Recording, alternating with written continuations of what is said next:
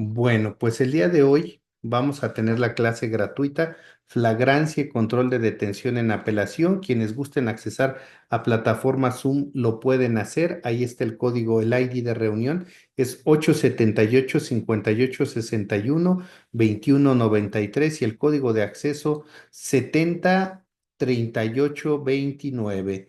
Bueno, voy a comenzar rápidamente porque es la primera vez que la magistrada nos acompaña por liceo académico.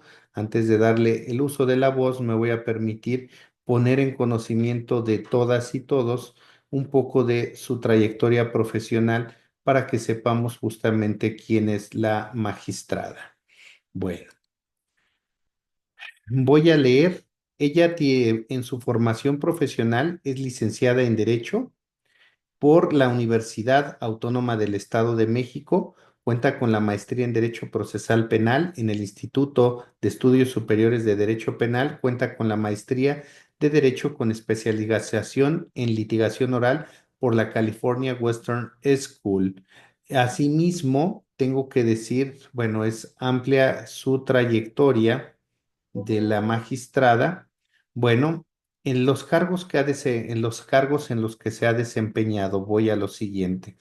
La magistrada se ha desempeñado justamente en la agencia del Ministerio Público Investigador de Metepec en el Estado de México. También se ha desempeñado en la agencia del Ministerio Público especializado en violencia familiar, sexual y género en Atlacomulco, Estado de México. Se ha desempeñado como oficial judicial del Juzgado Segundo de Distrito en materia de procesos penales federales en el Estado de México, como oficial judicial y actuaria judicial del Juzgado Segundo de Distrito B en materia de procesos penales federales en el Estado de México, como actuaria judicial y secretario de Juzgado Quinto de Distrito en materia de procesos penales federales en el Estado de México, como secretaria de Juzgado Cuarto de Distrito en materia de procesos penales federales en el Estado de México, como secretaria del Cuarto Tribunal Unitario del Segundo Circuito, secretaria del Juzgado Tercero de Distrito del Centro Auxiliar de la Primera Región, como secretaria del Tercer Tribunal Colegiado en Materia Penal del Segundo Circuito, jueza de distrito especializada en el sistema de justicia penal acusatorio en el Estado de Campeche, asimismo como jueza de distrito especializada en el sistema de justicia penal acusatorio en el estado de Michoacán con sede en Morelia y como magistrada de tribunal colegiado de apelación del 11º circuito con residencia en Morelia, Michoacán. Bueno, pues también dentro de ella se ha dedicado a la docencia, e impartido el curso de inducción a la unidad al curso de planeación didáctica, conferencia de arte de la oratoria en la Universidad Interamericana para el Desarrollo. Ha participado en la mesa redonda de corrupción del delito en la Universidad Autónoma de Campeche, en sistema penal acusatorio y justicia oral, justicia alternativa general, principios y fundamentos del proceso penal acusatorio y desarrollo de programas, tutorías en el Centro de Formación para Personas Secretarias del Poder Judicial de la Federación, concurso escolarizado edición 2023. Bueno, la carrera de la magistrada pues es demasiado amplia, lo mismo que los cursos que ha impartido. Me podría llevar pues mucho tiempo hablando con respecto a su, justamente a su trayectoria. Y bueno, pues la magistrada Cintia Montes de Oca Miranda, pues es magistrada en retiro del Tribunal Colegiado de Apelación del 11º Circuito. Justamente ustedes lo saben con motivo de la reforma judicial, lo que ha sucedido. Y bueno, ella está aquí con nosotros y es un honor contar con una personalidad de la estatura y de la talla de la magistrada, porque honor a quien honor se merece. Vamos a escuchar con atención la disertación de la magistrada. Al final podremos hacer preguntas y respuestas.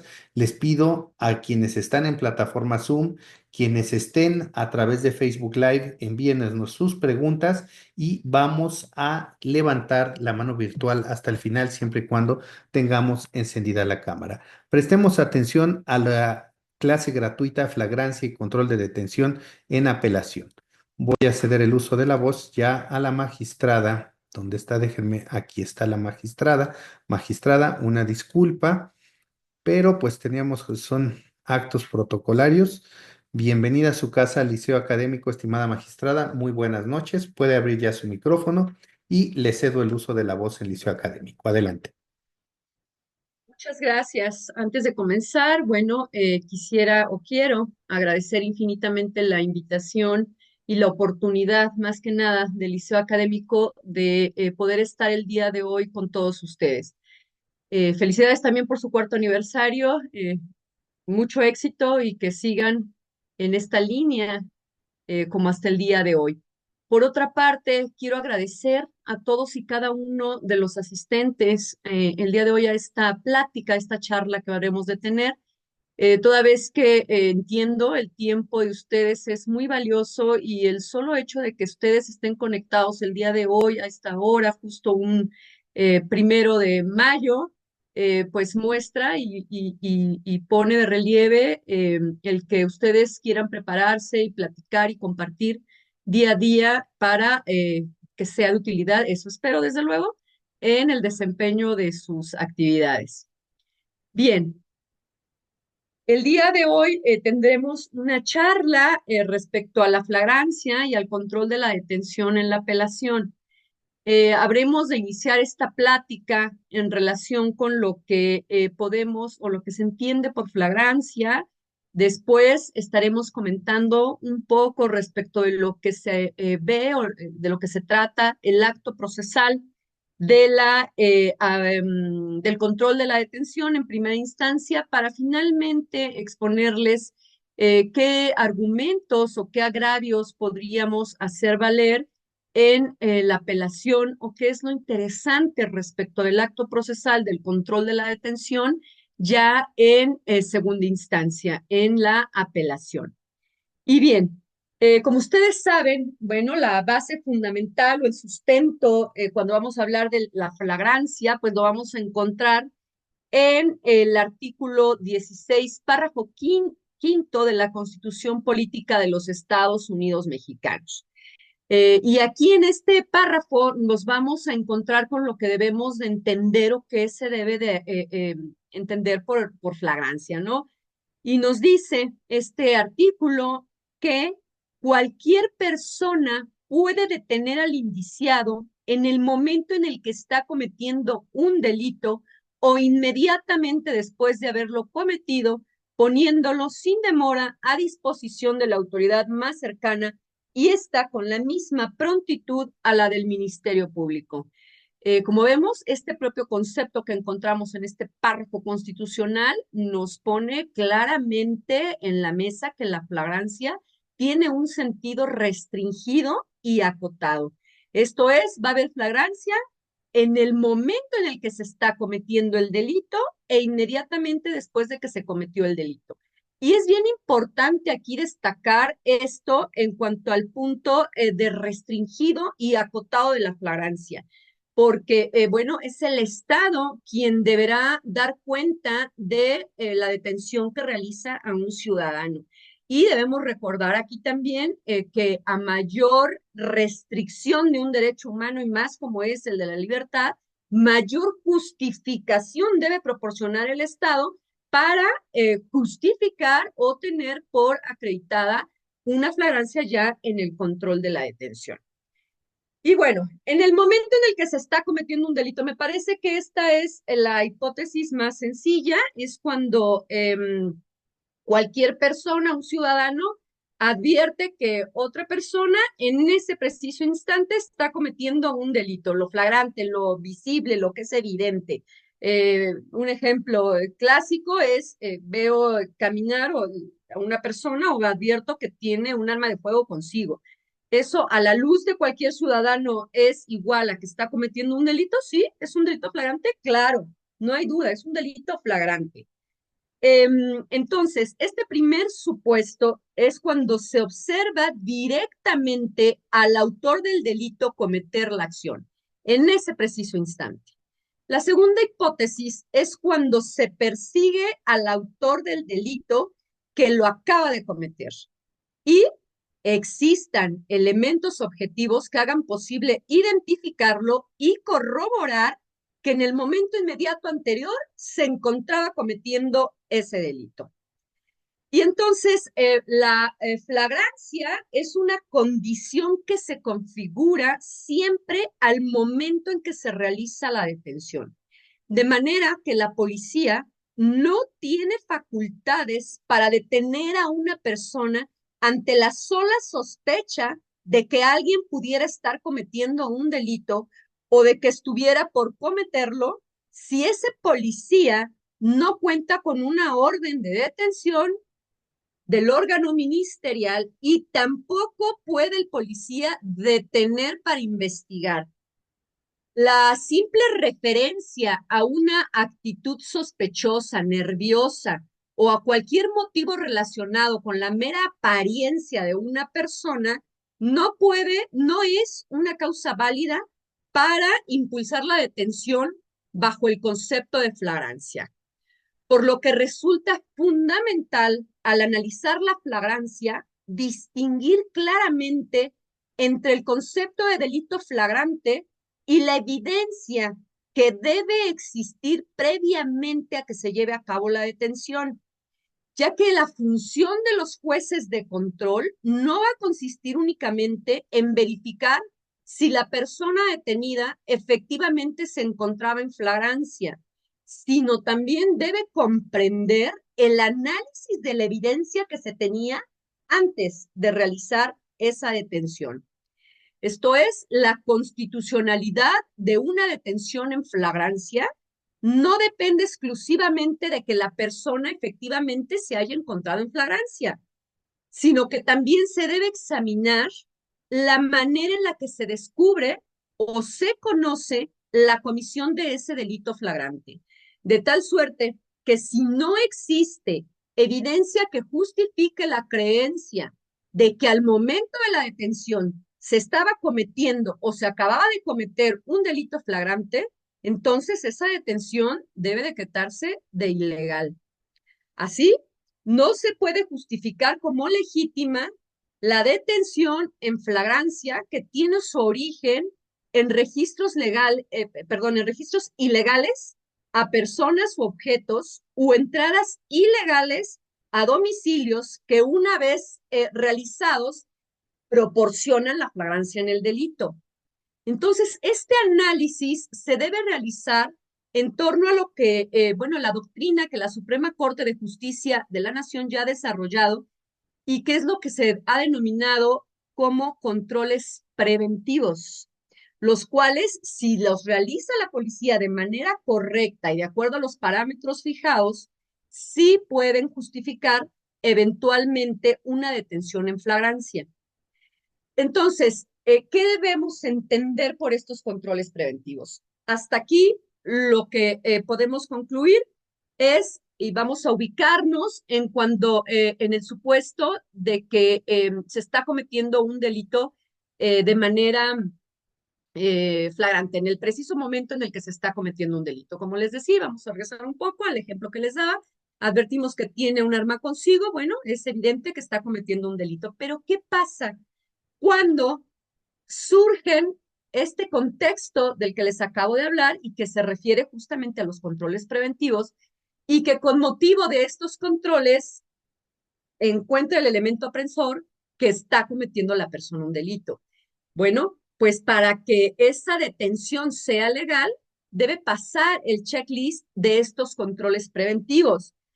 Y bueno, estos controles preventivos, la Corte ya ha establecido o se ha referido bastante al respecto, pero es bien importante tenerlos en claro y sobre todo, fíjense, el primer nivel de contacto, porque bueno, son tres los niveles de contacto o tres estos controles de los que estamos hablando. El primer nivel de contacto va a ser una simple inmediación entre el agente de seguridad y el individuo para efectos de investigación, identificación o prevención del delito. El segundo es una restricción temporal del ejercicio de un derecho, como puede ser la libertad personal, propiedad, libre circulación o intimidad. Y el tercer nivel de contacto, pues ya es la detención en estricto sentido. El primer nivel de contacto, la aproximación de la autoridad hacia el ciudadano. Aquí es muy importante tener en cuenta que este primer nivel de contacto no requiere de justificación, ya que es una simple aproximación de la autoridad con la persona que no incide en su esfera jurídica. Este supuesto se actualiza, por ejemplo, cuando un agente de la policía se acerca a una persona en la vía pública y le hace cierto tipo de preguntas sin ejercer ningún medio coactivo y bajo el supuesto de que esta persona debe sentir que puede irse en cualquier momento.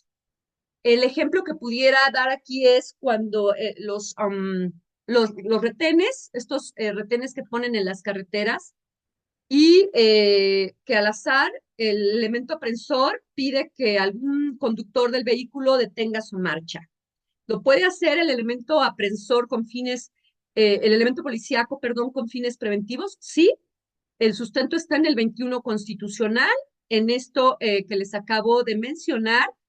Eh, y puede acercarse al conductor y decirle, hacerle preguntas como de dónde viene, a dónde va, a qué se dedica, y hasta ese momento estamos en el entendido de que esta persona responde las preguntas y puede irse en el momento que así lo decida.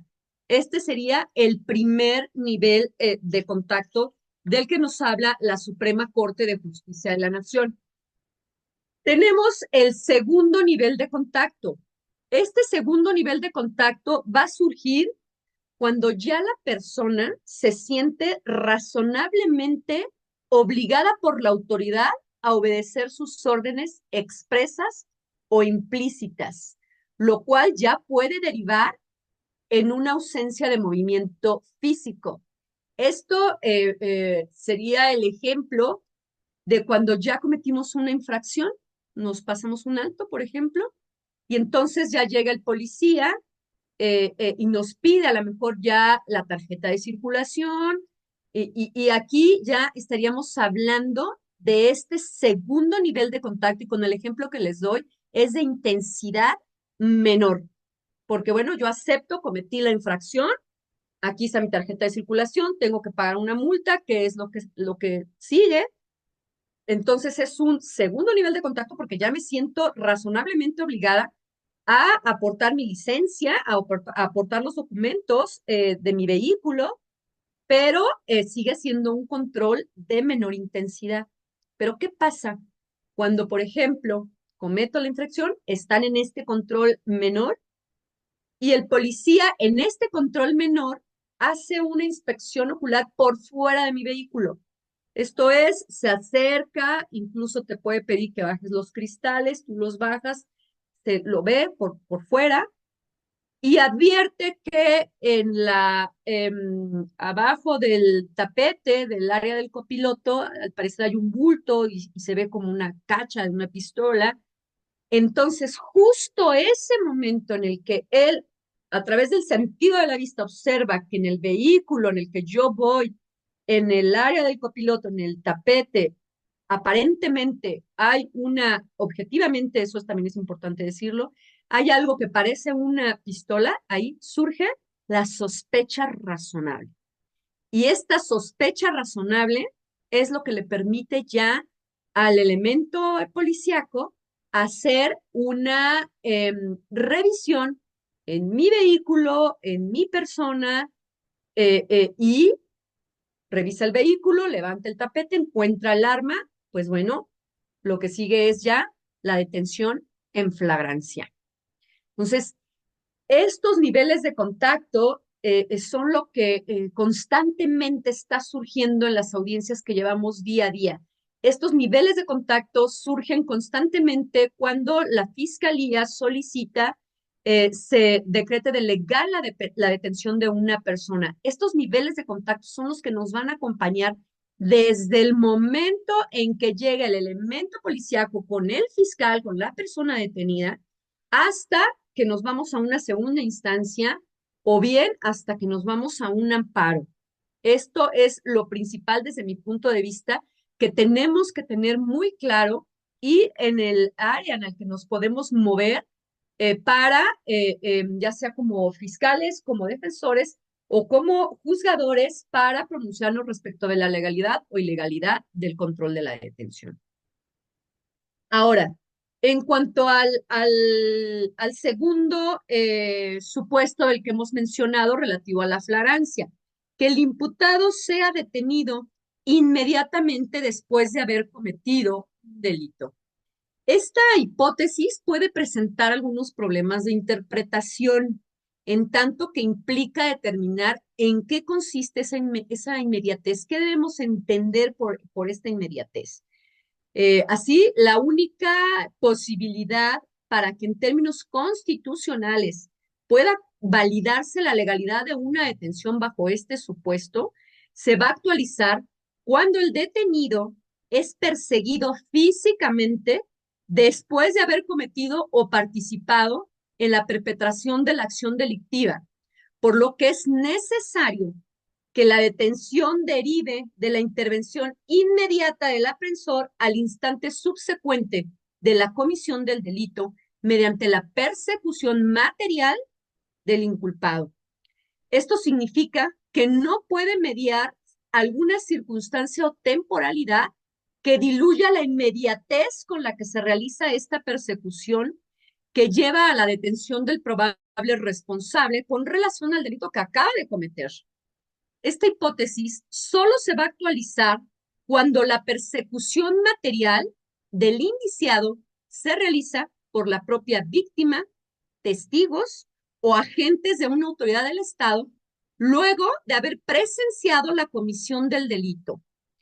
Pues la posición que guardan frente al hecho, estos tres supuestos, y desde luego, una vez que han observado la comisión del delito, es justamente lo que da la pauta a la clara identificación de esa persona que acaba de cometer el delito y detenerla sin riesgo de error, confusión o apariencia. Entonces, aquí, en este supuesto, es bien importante que no haya confusión, que no tengamos la menor duda respecto a que la persona que acaba de cometer el delito y que acaban de perseguir o que están persiguiendo es justamente esa misma persona. No hay manera de que nos podamos confundir. No hay una manera en que podamos errar. Es esa persona. Aquí es importante destacar que también ya la Corte, en el amparo directo en revisión 1070 diagonal 2014, la primera sala de la Corte, determinó que cuando a pesar de que la persona que logra la detención material no presenció la ejecución del delito, en el mismo contexto gramatical de inmediatez, tiene el conocimiento del hecho acontecido y de los datos que permitan identificar al probable responsable, ya sea porque se los aporten la víctima o algún testigo una vez que se perpetró el ilícito. La detención puede considerarse constitucional siempre y cuando derive de la intervención inmediata del agente aprensor al instante subsecuente de la consumación del delito mediante la persecución material del imputado. Entonces, respecto de este segundo supuesto, se puede actualizar esta hipótesis cuando, primero, cuando el probable responsable es sorprendido al momento de estar cometiendo el delito y es perseguido material e ininterrumpidamente por la persona que directamente percibió el hecho.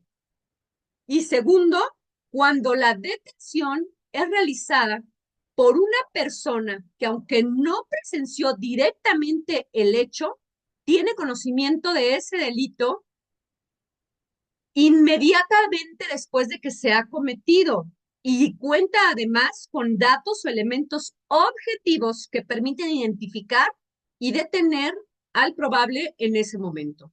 En este supuesto, la línea en la que nos vamos a mover o donde tanto el fiscal como el defensor como el juez deben de tener bien claro es que no tengan duda de que la persona que acaba de señalar como la que acaba de cometer el delito es justamente la que detuvieron. Si la persecución se interrumpió, ya no podríamos tener la certeza, porque aquí el estándar de prueba es alto, no podríamos tener la certeza de que es la misma persona que me dicen que lo acaban de cometer. Y mayor cuidado debemos de tener en el segundo supuesto. Esto es cuando yo advierto que aquella persona ha cometido el delito y se lo comunico de manera inmediata al elemento aprensor y el elemento aprensor le doy datos objetivos físicos de la persona que acaba de cometer el delito y el elemento aprensor va a perseguirlo de manera inmediata. Aquí en este supuesto es también donde debemos de tener mucho cuidado y verificar que efectivamente hay datos objetivos de que es la misma persona, de que no nos estamos equivocando. Y es por eso la exigencia de la persecución material e ininterrumpida.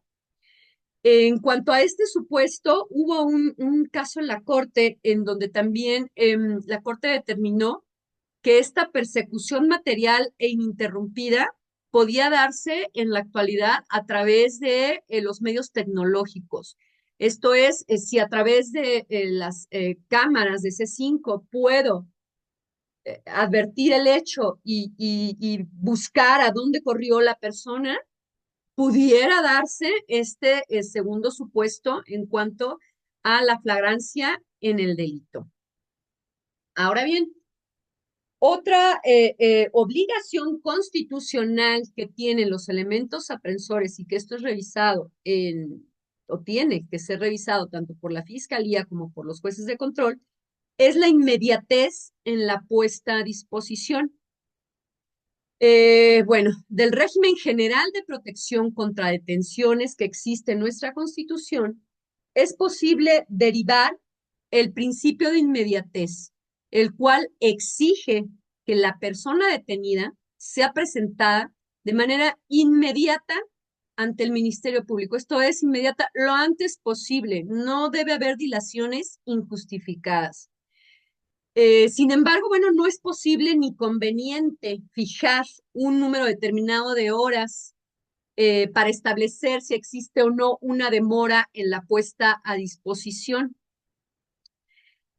por lo que se ha optado por establecer un estándar que posibilite al juez de control calificar cada caso en concreto de un modo sensible, atendiendo a dos necesidades. La primera es la de no dilatar injustificadamente la puesta a disposición de la persona detenida, porque porque esto da lugar a que se restrinja un derecho tan valioso como el de la libertad personal sin control y vigilancia del Estado. Esto es, una vez que los elementos aprensores detienen a una persona, el Estado debe de responder por esa persona. Y segundo, las peculiaridades de cada caso en concreto. Por ejemplo, la distancia entre el lugar en que lo detuve y el lugar en el que se encuentra la fiscalía, el camino, por ejemplo, acá en Michoacán, pues hay muchos caminos de terracería, los detienen en lugares que están no muy cercanos a donde están las oficinas de los fiscales, y eso es un elemento objetivo, sí, pero otra cosa importante respecto a estos elementos objetivos, debe haber datos de prueba que lo justifiquen. Esto es, no podemos llegar y decir que nos tardamos 5 horas porque el camino está terrible, tiene muchos baches, es de terracería, si no lo sustentamos con un dato de prueba, a solo que sean hechos notorios y que también válidamente los pueda hacer valer el Ministerio Público al momento de solicitar el control de la detención. Pero todas estas hipótesis al momento de justificar una dilación en la puesta a disposición tienen que tener sustento en datos de prueba, forzosamente. Eh, bien, Entonces, una dilación indebida en la puesta a disposición se actualiza cuando no existan motivos razonables que imposibiliten la puesta a disposición inmediata. La persona continúa a disposición de sus aprensores y no sea entregada a la autoridad competente para definir su situación jurídica. Estos motivos razonables, insisto, únicamente pueden tener origen en impedimentos fácticos reales e, insisto, comprobables, como el que ya les había dicho, de la distancia entre un lugar de la detención y el lugar de la puesta a disposición. Además, también es bien importante que estas, lo que justifiquen en cuanto a la demora de la puesta a disposición, esté estrictamente relacionado o sea compatible con las facultades estrictamente concedidas a las autoridades. Esto es, no puede la policía decir, ah, no, pues lo detuvimos, pero pues, ¿sabes qué? Aproveché para hacer aquí este acto de investigación en lo que lo poníamos a disposición. No puede. ¿Por qué? Porque, bueno, los policías no están facultados, por ejemplo, para tomar la declaración del propio, la persona detenida. No tiene validez una declaración ante un policía apresor. Esa declaración tendría que ser ante el Ministerio Público y con su defensor o ante el juzgado y con su defensor. No son válidas las declaraciones ante los policías, no valen, no tienen valor. Entonces, este tipo de circunstancias no las pueden hacer los aprensores y mucho menos intentar justificar el que tardaron en poner a disposición a una persona con base en estos elementos vamos, con base en estas razones. Ujú. También es importante destacar porque es muy común que se justifique la demora en la puesta a disposición o se intente justificarlo con diciendo que, bueno, pues es que lo detuvieron en tal lugar, en lo que lo llevaron al Ministerio Público y luego lo tuvimos que llevar a certificar con el médico de la institución y pues bueno, luego tuvimos que hacer el informe policial homologado, pues esto nos llevó mucho tiempo porque pues eran como 50 armas y etcétera, etcétera. Bueno, ustedes deben de saber que ya también la Corte ha referido que no tiene justificación la demora en la puesta a disposición con este tipo de cuestiones, digamos, administrativas que les corresponden a los elementos policíacos cuando los detienen. Y bueno, esto lo vamos a encontrar en el amparo directo en revisión 517 diagonal 2011, fíjense, desde el 2011, y en donde les voy a leer la parte atinente y dice, la demora no está justificada por labores de búsqueda de otras pruebas o por requisitos de índole administrativo como el llenado del parte informativo o la certificación médica por personal de la propia autoridad aprensora. Esto, bueno, es doctrina que ha venido estableciendo también ya la Suprema Corte de Justicia de la Nación. Ahora, ¿qué es lo importante en cuanto a esta demora en la puesta a disposición? Lo importante aquí o lo trascendente aquí es si existe una demora en la puesta a disposición y, por ejemplo, en este lapso del tiempo en que lo pusieron a disposición de la fiscalía, obtuvieron la declaración de la persona detenida y confiesa, bueno, pues esto se tiene que excluir.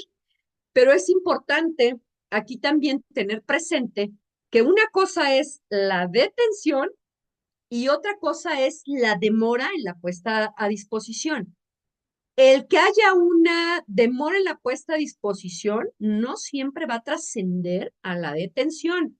Si la detención se hizo acorde a la legalidad, esta prevalece. Y lo que habrá de excluirse sería lo que sucede o lo que se obtuvo de manera ilícita, por ejemplo, datos de prueba que se hayan obtenido en este inter, entonces tendrían que excluirse, pero probablemente no te alcance a una ilegalidad en la detención.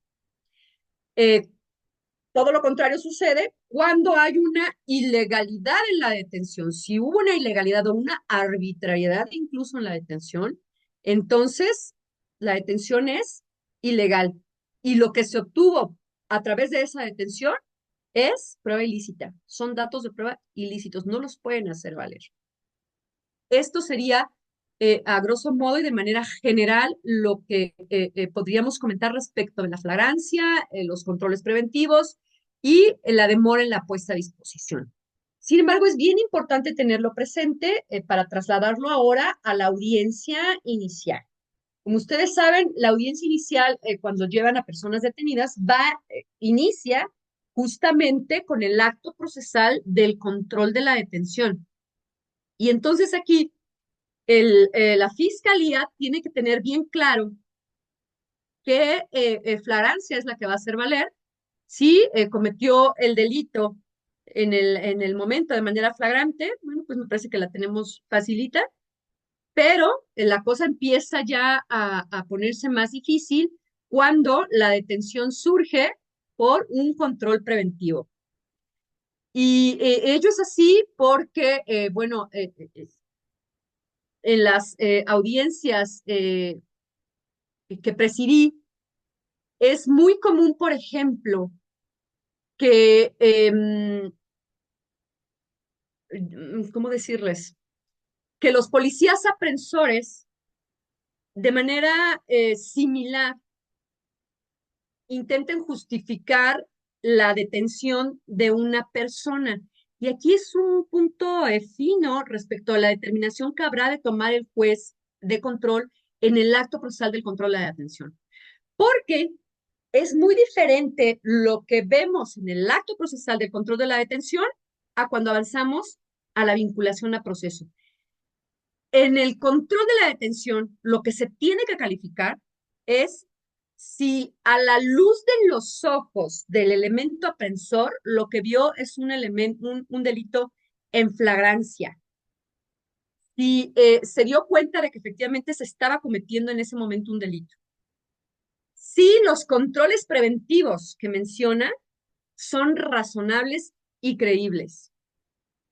Y se puede dar el caso de que pase el control de la detención, pero que en la vinculación a proceso, al escuchar el juez diversos datos de prueba, diga no, aquí no hubo el control el control, el primer nivel de contacto, o no se respetó el primer nivel de contacto porque no le creo a los policías, por ejemplo, porque ya hubo un desahogo de medios de prueba en esta acto procesal de la vinculación.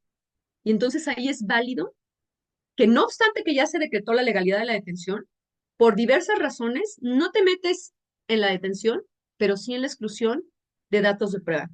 Entonces, esto es bien importante tener claro la diferencia de los actos procesales por los cuales vamos desfilando en la audiencia inicial. Y entonces, Ministerio Público debe tener claro qué flagrancia es la que está haciendo valer, debe de tener claro qué control preventivo, si es que lo hizo, va a hacer valer. Y los defensores, pues deben de ver las debilidades en cuanto a los controles preventivos, porque ahí generalmente vamos a encontrar debilidades en los controles preventivos, en los niveles de contacto. Y ahí es en donde los defensores tienen un área de oportunidad para hacer valer. Y en cuanto a los fiscales, bueno, el propio Código Nacional de Procedimientos Penales faculta, exige a los ministerios públicos a que si ellos advierten una ilegalidad en la detención, bueno, pues desde ahí no la dejen pasar, no lo lleven con el juez de control. El propio Código Nacional de Procedimientos Penales lo establece, me parece que es en el 148 o en el 149, pero faculta al Ministerio Público a que desde ese momento, si él advierte una ilegalidad en la detención, bueno, pues no lo deje desfilar hasta la audiencia de control.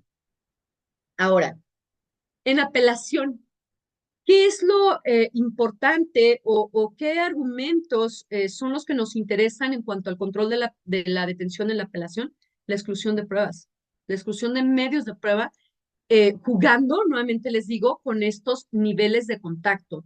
Por ejemplo, hubo un caso cuando yo estaba de jueza de control en Campeche, en donde el policía refiere que están en un retén y que detiene un vehículo porque va a un exceso de velocidad y lo detiene, se acerca con él y bueno, ahí ve que tiene el arma de fuego y bueno, lo lleva ante el juez de control. Sin embargo, el defensor toma la entrevista de este elemento policíaco y al momento de entrevistarlo, el policía le dice, le pregunta al defensor, bueno, ¿y qué es lo que de tantos coches que pasan, cómo es que tú dices que este iba a alta velocidad nada más por la simple percepción o cómo fue, ¿no? Y ahí le contesta el policía que le llamó la atención que era una persona morena manejando una camioneta BMW. Entonces, con esta información, fue un asunto que no fue mío, pero con esta información, mi compañero decretó la ilegalidad de la detención considerando que en realidad había detenido al conductor por la apariencia física y como les decía al inicio de la plática, eso es, vamos, no puedes detener a una persona porque tú sospeches por su apariencia física que está cometiendo un delito. Y entonces ahí mi compañero decretó la ilegalidad de la detención. Y entonces, en el punto ya de la segunda instancia, justamente es aquí el tema en donde ustedes, desde mi punto de vista, deben ver como litigantes, sobre todo aquí sí serían los litigantes, las áreas de oportunidad que tienen respecto de estos niveles de contacto. ¿Se respetaron los niveles de contacto? ¿Realmente es creíble que cuando se acercó el elemento policíaco al vehículo y no obstante que estaba oscuro, no obstante que estaba lloviendo, no obstante que el vehículo estaba sin luces por dentro, pudo ver el arma de fuego ahí entre los asientos delanteros? ¿Esto es razonable? ¿Esto es creíble? ¿Es fiable? O incluso estos policías, los elementos aprensores, generalmente son los mismos que hacen las puestas a disposición en una y otra audiencia. ¿Qué hay de ese elemento aprensor que detuvo a mi defendido? Tiene una trayectoria en cuanto a sus actividades buena, se ha visto inmerso en detenciones ilegales. ¿En cuántas detenciones ilegales? Ujú. Entonces, esto es justo el área de oportunidad y los agravios que deben ir encaminados en segunda instancia. Eso sí, esto que les estoy mencionando son cuestiones que ustedes deben de ponderar desde la audiencia de control de la detención, desde el acto procesal del control de la detención, porque acuérdense que no es válido hacerle valer al tribunal de apelación cuestiones que no le hicimos del conocimiento del juez de primera instancia. Entonces, todo lo que ustedes quieran hacer valer en apelación, antes lo debieron de haber llevado a primera instancia. Y si, bueno, no tuvieron, el juez les resuelve no favorable, está esta oportunidad en segunda instancia de hacerlo valer, pero siempre y cuando se le hizo del conocimiento del juez de primera instancia. Y esto es justamente desde mi perspectiva el tema importante en el control de la detención, que si hay una ilegalidad en la detención se les cae el asunto se le cae a la fiscalía. Y la fiscalía debe de tener bien claro también y bien justificados sus detenciones. Dicen, es que el sistema penal acusatorio es una puerta giratoria, lo han escuchado seguramente, que así como entran, salen. Bueno, debemos de tener bien claro, como les decía al inicio de la plática, que a mayor restricción de un derecho humano tan valioso como el de la libertad personal, pues es mayor la justificación para el Estado, no para el ciudadano que ha sido detenido. Una detención arbitraria es igual a no confiar en lo que nos están diciendo los elementos aprensores. Y no podemos decir, ah, bueno, es que pues traía 50 kilos de cocaína el señor, es flagrancia, traía los 50 kilos de cocaína. Pues sí, pero entró el policía a su casa por él. O pues sí, pero lo detuvo nomás por la apariencia. Entonces, insisto, a mayor restricción de derechos humanos, mayor exigencia tiene el Estado de cumplir con un estándar de prueba elevado en el control de la detención. Bien, pues hasta aquí mi intervención. Espero que... Claro, magistrada. Bueno, quien quiera hacer alguna pregunta, levante la mano. Y también tenemos preguntas a través del Facebook Live. Vamos, lo único que les pedimos es que nos digan de dónde nos acompañan y su pregunta directa a la magistrada. Voy con el abogado Rafael Álvarez. Adelante, abogado. Escuchamos. Gracias, doctor. Buenas noches a la doctora y a los compañeros. Pues yo los acompaño básicamente del Estado de México. Doctora, una pregunta. Usted refirió acertadamente que la demora en la puesta a disposición, esto pudiera dar lugar a una libertad. La otra, son preguntas concretas que van relacionadas con el tema. También usted refirió que cualquier persona puede detener al indiciado siempre y cuando esté cometiendo un delito, y lo marca la Constitución. En la persona particular que detiene a una persona, ¿pudiera fungir como primer respondiente? Y la otra, usted refiere que no es creíble, como usted bien lo dice, cuando a una persona o el policía dice que en condiciones de lluvia y la luz apagada advierte que está una pistola. Sin embargo, le haces ver esto al juzgador y dice que el policía es un órgano de buena fe y que no tiene ninguna animadversión hacia la persona detenida. Esto obviamente también se puede combatir en la apelación, en un agravio, pero hay veces que las salas confirman. ¿Esto cómo pudiera combatirse? Bien, bueno, en cuanto a la primera pregunta, si una demora en la puesta a disposición pudiera dar lugar a una libertad, sí puede ser, pero bueno, primero partimos de, como ustedes lo saben, el derecho penal es casuístico. Pero sí, sí puede ser, se me ocurre, por ejemplo, es una detención legal, cumple el policía los niveles de contacto, lo detiene, es una detención legal. Sin embargo, demoran en ponerlo a disposición porque lo golpean en ese inter. Entonces, aquí desde mi punto de vista, no obstante que es una detención legal, esto que sucede, esto que el Estado hace en el inter de ponerlo a disposición, pues es igual a una arbitrariedad que sí trasciende en la detención. Sobre todo si no hay una razón por la cual ellos lo sometieran. Es cuando llegan a pedir la legalidad de la detención o cuando los detienen los policías y dicen, bueno, no hubo este sometimiento o ni lo dicen, pues, y sin embargo revisas o te hacen valer en ese momento los defensores y resulta que está golpeado.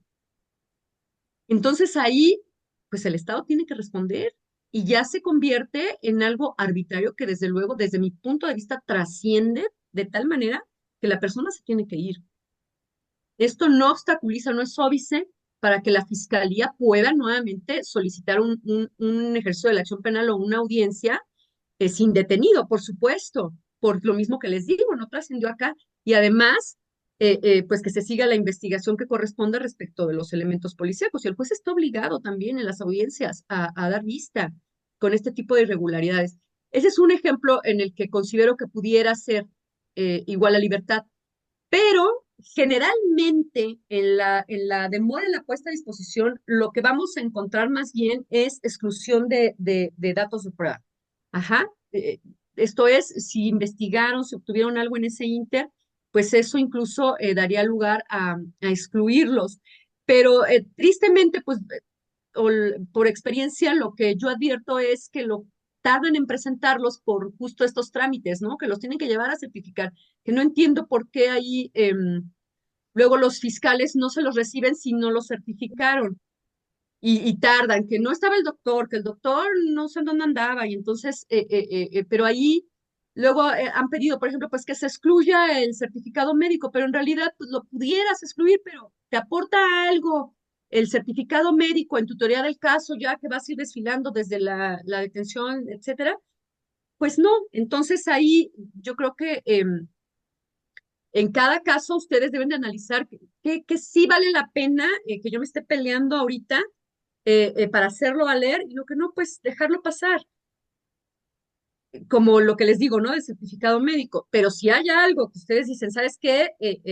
No sé, un peritaje, a lo mejor me puede ayudar, obtuvieron el peritaje en el Inter, no lo sé, y a lo mejor eso me puede ayudar a que no se establezca en este momento claramente si es una aportación de uso exclusivo o sin licencia, una cuestión así, dices, no, pues sí, voy a pedir que se excluya, ¿no? Al menos en este momento se va.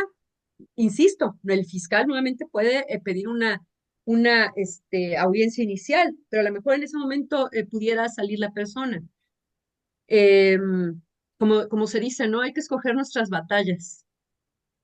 Después, en cuanto al supuesto de que cualquier persona puede detener a alguien que está cometiendo un delito, sí, cualquier ciudadano puede detener a alguien que comete el delito. Sin embargo, la Constitución también dice que la persona que detiene a alguien que está cometiendo un delito debe de ponerlo de manera inmediata a disposición del policía y el policía a su vez del Ministerio Público. Entonces aquí el primer respondiente, digamos, sería efectivamente, en teoría y en base a lo que entendemos por primer respondiente, pues sí sería la persona que lo detuvo. Y su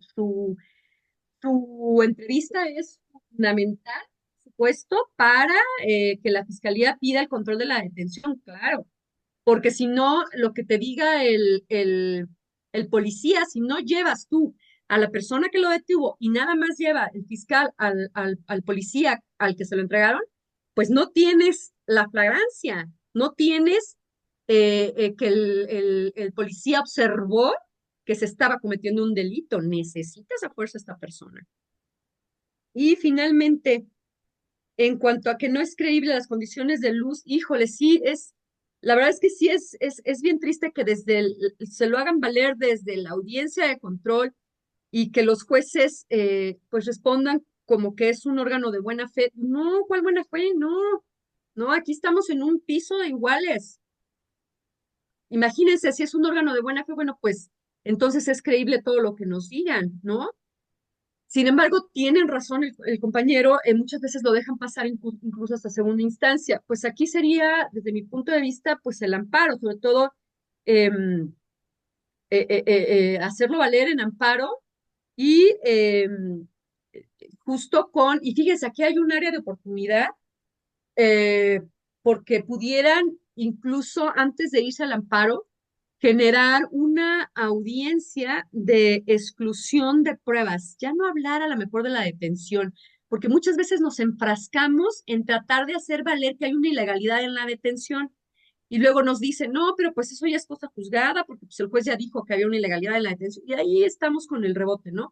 Pero ¿qué pasaría si solicitamos al propio juzgado una audiencia en donde pedimos la exclusión de datos de prueba, aportando en esta etapa complementaria datos de prueba que hagan valer que era imposible que el policía que estaba fuera del vehículo a las 11 de la noche con una lluvia tremenda y una pistola negra la pudo observar en las condiciones que dice? ¿Me explico? O sea, ya lo detuvieron, ya te dijeron que era control, ya te lo vincularon y tú dices, bueno, esto no es creíble. Obtienes tus datos de prueba en este inter de la etapa complementaria y luego de que los tienes, pides una audiencia para que excluyan esos datos de prueba. Eh, Es, es, eh, Analicen esta parte porque el Código Nacional de Procedimientos Penales establece que en todo momento puedes pedir exclusión de datos de prueba, medios de prueba y prueba. Desde mi punto de vista, esto significa que puedes pedir exclusión, puedes pedir una audiencia para que te excluyan datos de prueba y no llegar necesariamente a la etapa intermedia para excluir medios de prueba y mucho menos a la etapa de juicio para excluir pruebas. ¿Para qué vas hasta allá si pudieras obtener algo contundente en ese sentido? Sin embargo, bueno, está a interpretación, porque finalmente aquí estamos hablando de valoración. Espero Sí, que muchas gracias, doctora. Sí, por cuanto hace lo que refiere de la explosión, Inclusive el 264 bien lo dice que el juez o el tribunal se pronunciarán, sin embargo, se lo haces valer como incidente en una audiencia de juicio y hay juzgadores que hasta te dicen, no sabe el sistema, abogado, aquí no es para hacer incidentes de nulidad, aquí es el 357 refiere el valor probatorio que se le debe de dar. Y yo se los he hecho, vale, igual 264 dice juez o tribunal, o sea que le tengo que decir al tribunal de alzada o cómo. Por eso usted tiene también que pronunciarse. No, no le doy valor a lo que usted refiere y siga con lo que es complicado. Muchas gracias, doctora. Qué amable. para servirle. Vamos con la maestra Yoshira Guadalupe y vamos a ir intercalando también con las preguntas de Facebook, los amigos que nos ven. Adelante, maestra Yoshira. Gracias, buenas noches. Solamente mi duda es, recapitulando, si se califica, más bien, si se califica de legal la detención, en esa audiencia inicial estuvo un defensor y en la vinculación llega defensa distinta. En la inicial no se generó la argumentación correspondiente a establecer que esa detención fue ilegal. Por lo tanto, el juez con la información que le da la califica. Mi pregunta es, de acuerdo a ver si entendí bien, en la vinculación, la nueva defensa, analizando ya previamente todo, puede argumentar y puede establecer, ya fue calificada de legal, pero ahora argumentar dirigido a la exclusión de los datos de prueba, ¿fue así correcto lo que comentó ciudadana? Sí, efectivamente. Y esto es así, les decía, porque son actos procesales distintos. En el acto procesal del control de la detención solamente es verificar que efectivamente, y ahí nada más tenemos lo que te está diciendo el policía, y con base en eso se resuelve. Y en la vinculación es cuando ya el juez de control debe escuchar absolutamente todos los datos de prueba que hay. Y entonces, incluso, fíjense, hay quienes desde el control de la detención ofrecen datos de prueba y hay jueces que les dicen, no, no te lo acepto, hasta la vinculación. Y hay jueces que sí lo aceptan desde el control de la detención. Desde mi punto de vista, yo no los admitía en el control de la detención, los datos de prueba, salvo que fueran, por ejemplo, estos videos que muestran que la detención fue totalmente distinta, porque estamos hablando ahí efectivamente que el policía está mintiendo, pero no cuando, por ejemplo, hay dos versiones. O sea, está sostenido la detención por parte de la fiscalía con lo que dice su policía. Y aparte, también el defensor tiene testigos respecto de que la detención fue diferente. Entonces, aquí sí ya, en este segundo supuesto, desde mi punto de vista, tendríamos que pasar a la vinculación porque es ya un tema de valoración de ambas teorías del caso. Pero cuando tienes una prueba de tal calado que va a destruir lo que está diciendo el fiscal, bueno, el fiscal por voz del policía, perdón, entonces me parece que sí vale la pena intentar desde el control de la detención. Ajá. Pero efectivamente, abogada, desde mi punto de vista, en la vinculación es otra oportunidad para pedir exclusión, aunque haya pasado ya acá el control de la detención, porque bueno, incluso pueden empezar argumentando, diciendo que en aquel momento no se le dio a conocer al juez esto y esto, y que esto torna o pone en duda la legalidad de la detención y no tanto por diciendo es que hay una ilegalidad de la detención, porque ahí ya de facto el juez les va a decir, no, ya estamos en otra etapa procesal, ya no te escucho eso, ya no digas eso. Y lo mismo en alzada, cuando están haciendo valer la vinculación, pero que realmente lo que quieren es decir, aquí hay ojo, aquí podemos excluir datos de prueba. Entonces, no hagan su agravio diciendo, es que hubo una ilegalidad en la detención, porque ya de facto, tanto la alzada como el juez dicen, no, eso ya pasó, es otro acto. No. Empiecen ustedes los argumentos o los agravios diciendo, ojo, aquí advierto que puede haber una exclusión de datos de prueba. Eso es desde mi punto de vista. Muchas gracias, Ana. Y ya por último, comentó usted también que en en la situación de controvertir el dicho del policía, podemos hacer valer pues las situaciones que rodean la trayectoria o la forma de conducirse de este elemento.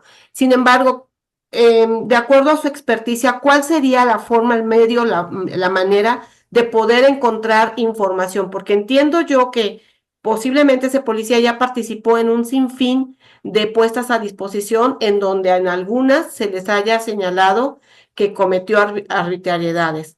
Pero el litigante, pues evidentemente, posiblemente conozca por su carga de trabajo, pues, dos o tres, pero pues no, no más allá.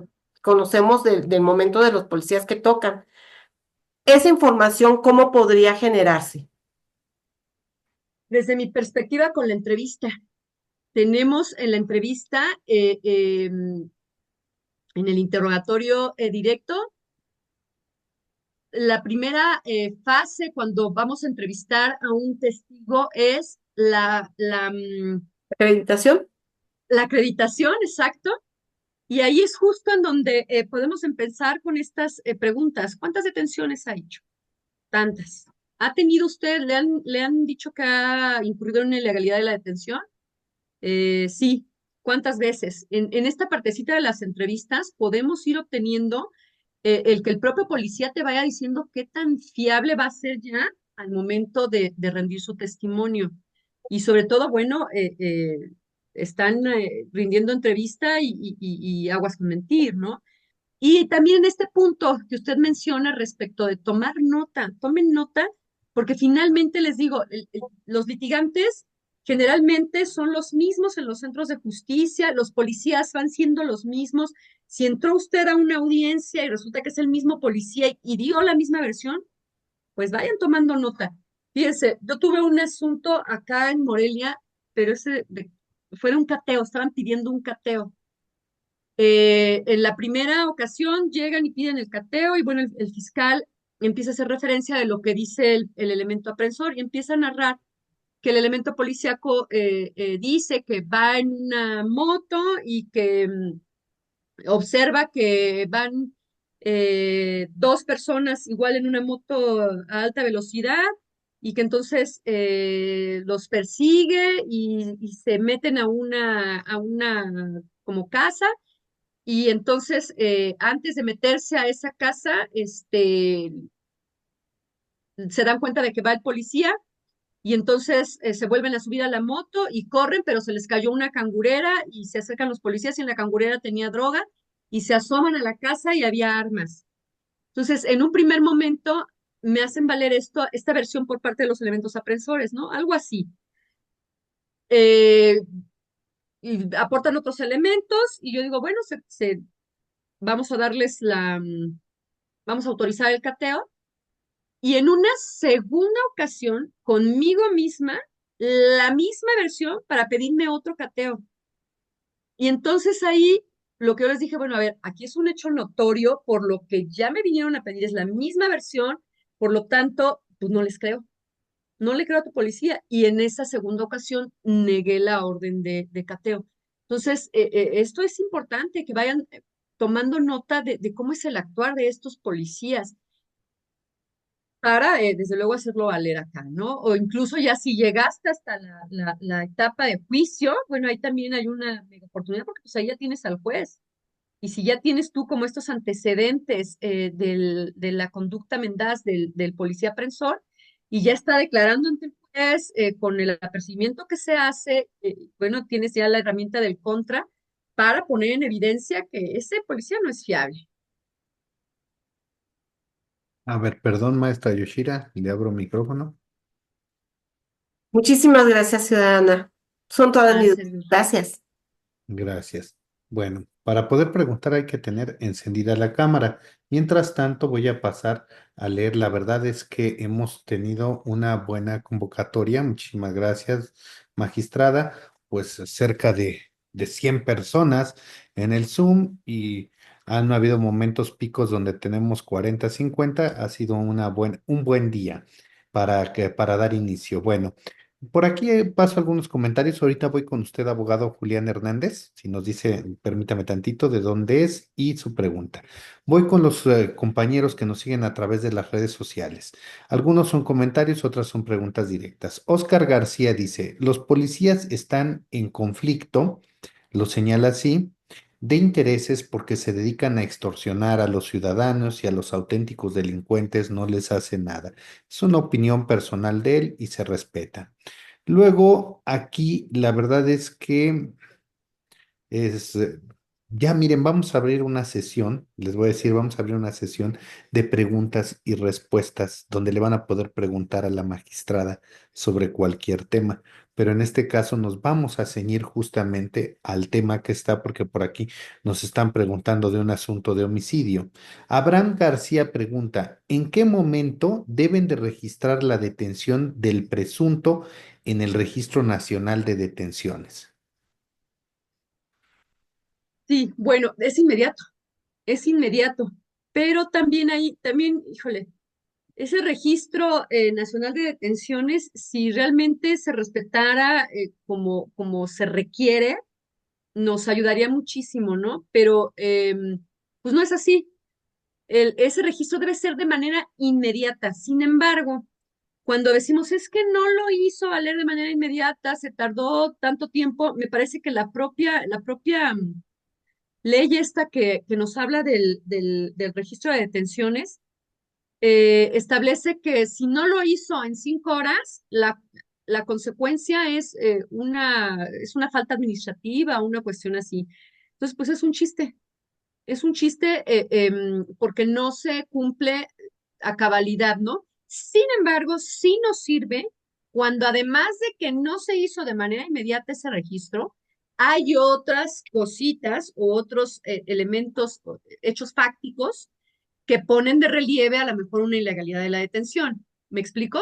Si al hecho de que no, resulta que hiciste porque generalmente la justificación en la experiencia que yo he tenido es que no había internet, estábamos en el cerro y pues no había internet. ¿Es razonable o es creíble que no tuvieran internet en ese momento? Pues sí, o al menos acá en Michoacán, pues sí, hay unas zonas en donde sí puede uno creer que no tenían recepción, no podían hacer el registro de manera inmediata. Y después ahí vas tú checando cuánto tardó en hacer ese registro. ¿Tardó 1 hora? ¿Tardó media hora? Y vas tú ahí ponderando qué tan robusto es o qué tanto te va a servir que no lo hayan hecho de manera inmediata, ¿no? Sin embargo, si no hicieron el registro y además está la sospecha de que los policías estén mintiendo, por ejemplo, por eso que habíamos comentado del clima, ya son dos cosas, ¿no? Entonces, esto es donde debemos estar atentos en cuanto a los datos de prueba que tenemos en el control de la detención y que de alguna manera nos pueden ayudar a sustentar la teoría del caso. Correcto, magistrada. Paso a la siguiente pregunta por aquí. Nos preguntan, ¿qué pasa si en una detención se tarda 4 horas en subirlo al Registro Nacional de Detenciones? Me imagino la policía. Y es lo que les decía, o sea, les digo que sí, estoy casi segura que son 5 horas las que la propia ley o reglamento establece y dice, si no lo hiciste en 5 horas, pues es una falta administrativa. Pues yo lo que hacía era eso, ¿no? Si no tenía desde luego otros hechos fácticos que me pudieran hacer dudar de que efectivamente hubo una detención legal.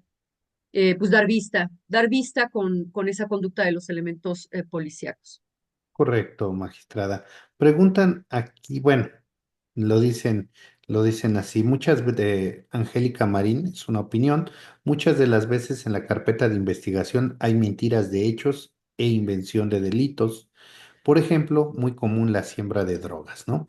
Es lo que digo, pues es el pan nuestro para quienes nos dedicamos a litigios. Sabemos que esto pasa muy a menudo.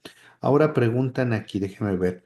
Hola, de la Ciudad de México. Mi pregunta es de acuerdo al 146 fracción segunda, ¿en qué etapa se da el señalamiento?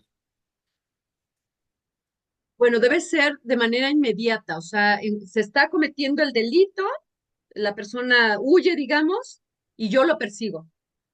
Yo voy y lo persigo. La otra hipótesis, en cuanto no soy yo directamente quien lo persigue, sino que le aviso al policía, pues tiene que ser inmediato.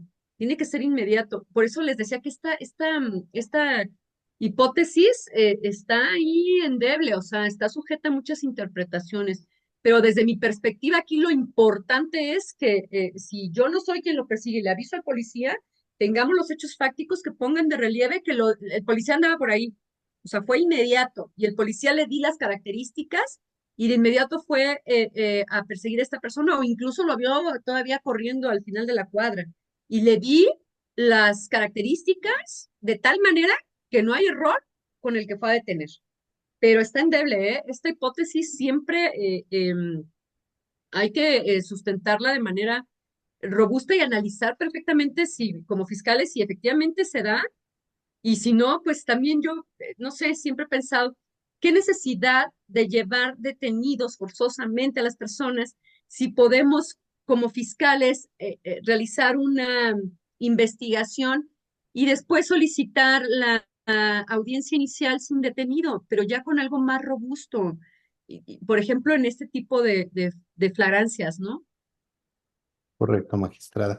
A ver, voy con el abogado Julián Hernández que nos diga de dónde nos acompaña y cuál es su pregunta a la magistrada. Adelante, abogado Julián Hernández, por favor.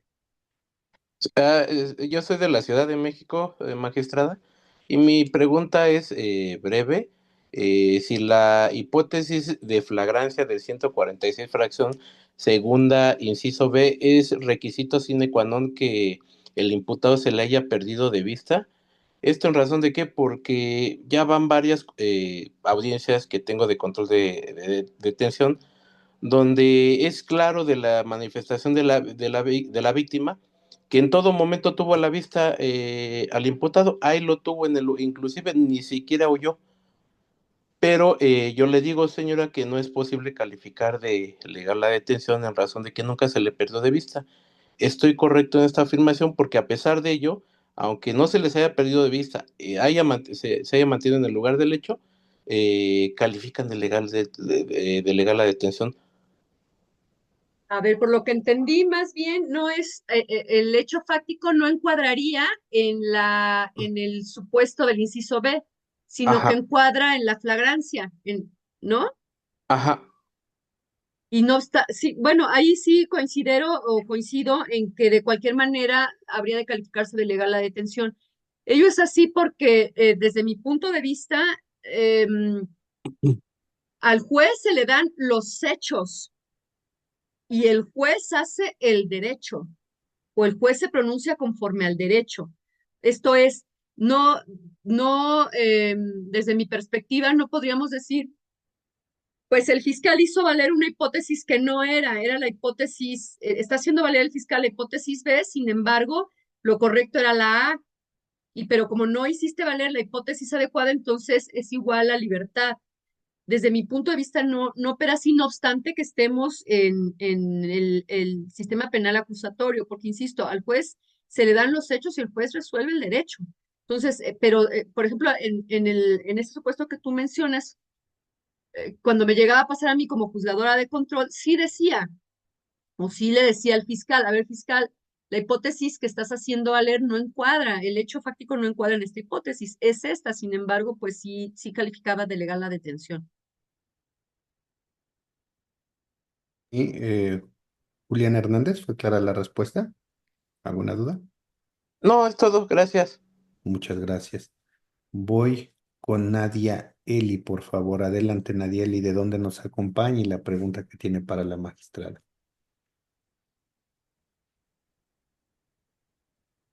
¿Le abrimos micrófono, por favor?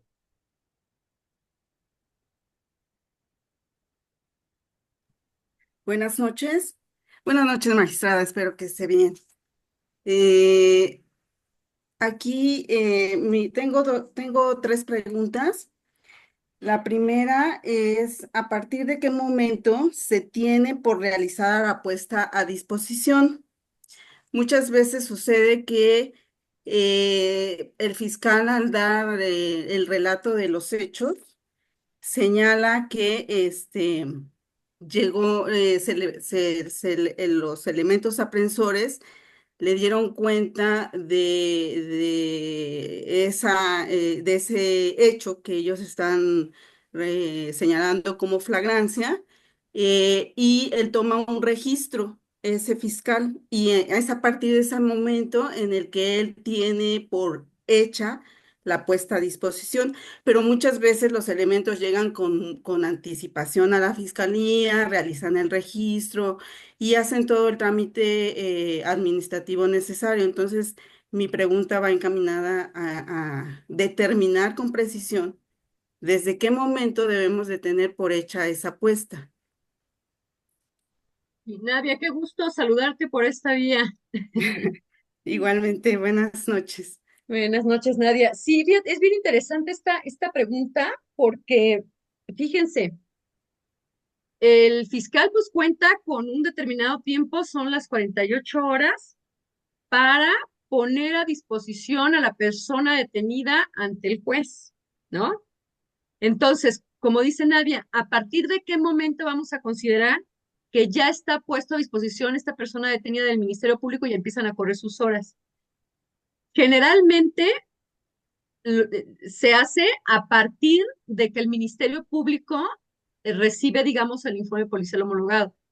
Pero pues es interesante lo que nos dice la abogada porque ¿qué pasaría si se tratara de hacer valer o si se hiciera valer que desde el momento en que llegó a la fiscalía, pues ya la persona estaba a disposición del fiscal, ¿no? Y que le contaran esas horas. Y entonces, ¿qué pasaría con las 48 horas que tiene el Ministerio Público para llevar a esa persona ante el juez, ¿no? Entonces, es interesante. Y entonces ya no estaríamos hablando, dice Nadia, a lo mejor de una demora en la puesta a disposición porque ya lo tenías ahí, Mm. ¿no? Entonces, atención, es interesante ese argumento. Sin embargo, bueno, en la práctica lo que se hace es a partir de que el Ministerio Público recibe a la persona detenida, obtiene la declaración de los elementos policíacos y, bueno, lo lleva a la persona detenida a separos. Bueno, tengo una segunda pregunta. Adelante, adelante. En relación a la reciente, bueno, el que podamos apelar el control de la detención, pues es reciente porque apenas en el 2024 fue que se realizó esa reforma que fue básicamente publicada en el Diario Oficial el 26 de enero de 2024. Pero previo a ello, pues no se podía realizar no se podía combatir el control de la detención vía apelación y entonces, bueno, decía, básicamente el fiscal decía, bueno, si ya me lo declararon, legal, pues la defensa no puede hacer nada, ¿no? Porque lo único que se podía apelar era la vinculación en todo caso.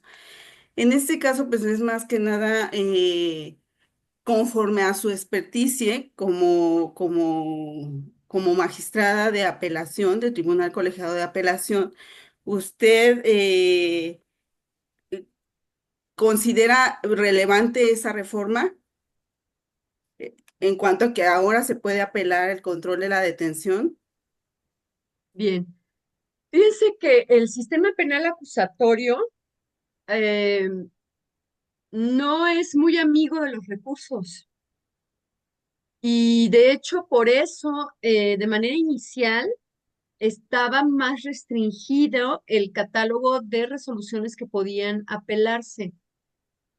Sin embargo, bueno, efectivamente viene esta reforma y incluye no solo este del control de la detención, también incluyó por ahí exclusión de datos de prueba, me parece, o algo de la etapa intermedia, ¿verdad? Sí. Y parece que esa es la tendencia, al menos aquí en nuestro país, como de ir ampliando ese catálogo de resoluciones para examinar en segunda instancia. Pues yo creo, ya una postura personal, no está mal, no está mal porque seguimos construyendo el sistema penal acusatorio en nuestro país. No está mal porque se entiende o debemos entender que la apelación, bueno, es una oportunidad de revisión del asunto. Y bueno, esa sería ya mi postura personal. No lo veo mal, pero sí me queda claro que generalmente no debería haber tanta posibilidad de recurso en el sistema penal acusatorio. Y pues una última pregunta, magistrada, en cuanto a qué características o cualidades debería de tener un agravio para ser considerado eficaz en el combate de una ilegalidad de la detención o en una legalidad de la detención, ¿no? Tanto para el fiscal como para la defensa. ¿Qué cualidades debería de tener? Porque muchas veces pues son declarados inoperantes, ¿no? O ineficaces porque no se tuvo en consideración ciertas cuestiones que sucedieron en la audiencia, en la audiencia donde se verificó esa calificación de la detención. Y pues sí sería bueno tener muy en claro o puntualizado cuáles serían esas características que ese agravio debería de cubrir. Bien. En cuanto a una apelación por parte del Ministerio Público en contra de esta determinación por parte del juez, obviamente de una ilegalidad en la detención, el Ministerio Público estaría apelando eso. Lo primero que desde mi punto de vista tiene que tener clara la Fiscalía es cuál es el corazón de la determinación del juez que lo llevó a considerar que había una ilegalidad en la detención. Esto es, el juez dijo que no se cumplió alguno de los niveles de contacto, o el juez dijo que hubo una detención arbitraria porque golpearon a esta persona cuando el Estado lo tenía bajo su resguardo. Esto es, de la determinación que tomó el juez para decir que la detención era ilegal, ¿qué es el argumento toral? ¿Cuál es el corazón de esa determinación? Una vez que tenemos claro el sustento toral de la determinación del juzgador, el agravio debe de ir dirigido a tirar este argumento, porque la apelación del Ministerio Público es de estricto derecho. Entonces, si el Ministerio Público no le pega al corazón de la determinación del juez, en alzada no podemos hacer mucho. Esto es, el magistrado en tribunal de alzada no puede decir, bueno, el fiscal no, esta es el total de la resolución del juez, el fiscal está haciendo valer cuestiones adicionales, pero no le pega al corazón, no importa, yo suplo y entonces revoco y digo que sí fue legal la detención. No, aquí sí el fiscal tiene toda la carga de hacer valer en agravios que el juez no tiene razón. El juez dijo que había una detención ilegal por las razones 1, 2, 3. Las 3 razones las tiene que cometer el fiscal. Les tiene que pegar a las 3 razones para que entonces el juzgador o en segunda instancia pueda revocar e incluso ya entrar y hacer su propio argumento. En cuanto a lo que podrían hacer valer en apelación los defensores o los imputados, son estas cuestiones que habíamos platicado respecto de, ¿hay algo que me pueda ayudar para una exclusión de datos de prueba? ¿Veo aquí algún área de oportunidad? En este sentido, pues es el momento en que se debe de hacer valer en segunda instancia, insisto, siempre y cuando lo dijiste allá o llevaste tus datos de prueba allá, o sea, ante el juez de control. ¿Y Nadia, te da claro? Sí, muchas gracias, magistrada. Muchas gracias, a los organizadores. ¿De qué? Bueno, voy con el abogado Rubén Guadalupe. Por favor, si nos dice dónde nos acompaña y su pregunta a la magistrada. Tiene abierta ya tiene abierto su micrófono, abogado. Sí, buenas noches. De primera instancia, quisiera agradecerle el que esté compartiendo sus conocimientos, lo cual nos es muy ilustrativo y su manera de ser nos permite entenderlo de manera clara, por primera. En segunda, pues agradecer a usted y a los organizadores de estar haciendo esto, ¿verdad? Y más de manera gratuita. En tercera, tengo una pregunta en relación de unos hechos que sucedieron específicamente el día 12 de febrero, perdón, donde el matrimonio riñe, discute, la señora se molesta, cierra la casa y le pone llave a la casa y se va por la policía. Llegan los policías cuando ya no hay flagrancia, ¿sí? Y entran a la casa y al detener al esposo, al tratar de subir a la escalera, iba subiendo la escalera, lo estiran, le rompen la camiseta, cae y se quiebra tibia y peroné de la pierna izquierda. Entonces, en ese momento a mí me hablaron, yo acudí y les dije, señora, ¿a dónde quieren llegar? Los policías, no debes de llevártelo porque no hay fragancia. Si aquí estamos en otra figura de otro delito. Cuestión de que se los llevaron y el señor detenido. Posterior a ello, la señora presenta el desistimiento. Correcto, hasta ahí vamos bien. Ahorita estoy en la situación de una nueva denuncia ya del señor de lesionado para poder causarle responsabilidad a los aprensores, porque ahí en ese momento, para mi concepto, no había fragancia, ya había sido posterior, no lo habían seguido interrumpidamente, sino que estaba guardado, que estamos hablando de una figura distinta que es privación ilegal de la libertad. Y al momento que entraron al domicilio, tanto la señora como el señor tenían autoridad sobre ese domicilio. ¿Es correcta mi posición? Sí, comparto. No había flagrancia ya cuando llegan los policías. Entonces, allí hay un abuso de autoridad al momento de la detención, porque ya no había. Y estábamos en la figura que el policía debía haber detenido a la señora por la privación que le estaba haciendo al esposo, al tenerlo cerrado con llave.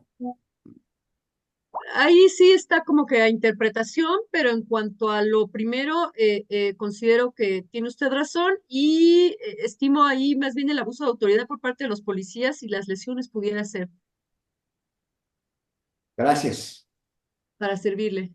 La persona que está como M Rubio, por favor, si puede encender su cámara para que le demos el uso de la voz. Correcto. Le damos el uso de la voz y nos dice dónde nos acompaña y su pregunta a la magistrada. Puede encender su micrófono. Creo que está desde su celular. Buenas noches. Marta Rubio de Guadalajara. Con mucho gusto aquí los esperamos. Magistrada, resulta que yo tengo el conocimiento a un compañero, va a una audiencia inicial, decretan de ilegal la detención, eh, le dan su libertad al investigado y resulta que posteriormente le fincan un delito diverso, pero el hecho es el mismo. Y mi pregunta es esa, yo le comentaba a mi compañero que hiciera una apelación y esa me dijo que pues no creía, no consideraba que fuera lo más óptimo porque se la iban a desechar, pero su argumento no me convenció. En esta ocasión tengo la oportunidad de preguntar directamente si es conveniente haber hecho esa apelación porque el hecho es el mismo, el delito es diverso, pero si se decreta de ilegal la detención por la golpiza que tuvo el investigado, en el segundo delito, obviamente, le mandan a hablar para que se presente porque no había una flagrancia. Esperaron a que el investigado se compusiera de las lesiones que le ocasionaron padres de familia, porque fue maestro, los padres de familia, y los policías. Entonces, un año después es que le fincan un segundo delito, lo presentan ante el juez de control. El juez de control obviamente no se hace pronunciación respecto al control de la detención, pero aquí mi pregunta es esa, en relación a que en el primer delito, por el mismo hecho, se decreta de ilegal la detención, ahorita en este segundo delito, ¿no sería producto del árbol envenenado? Fruto del árbol envenenado, lo que le quieran fincar y los medios, los datos de prueba que quieran establecer. Muchas Bien. gracias. Sí, bueno, con la información que usted me da, a mí me parece Es que fíjense, aquí la importancia es, si ya decretaron una ilegalidad en la detención, en ese mismo momento ustedes podrían pedir la exclusión de los datos de prueba y esto facilitaría eh, este tipo de insistencia en que te lleven el mismo hecho. Sin embargo, híjole, habría que ver en específico cuál es el hecho, cuáles son los hechos fácticos, como para poder ya definir qué sí está relacionado con esa ilegalidad en la detención para excluir y qué te queda, ¿no?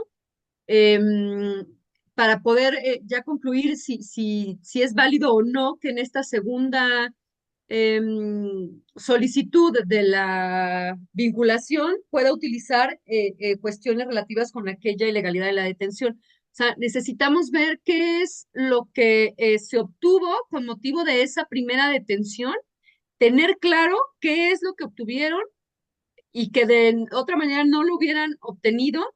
Y si eso que de otra manera no se hubiera obtenido, si no fue con esa primera o con esa ilegal detención, lo están haciendo valer en esta segunda audiencia, desde luego tiene que excluirse.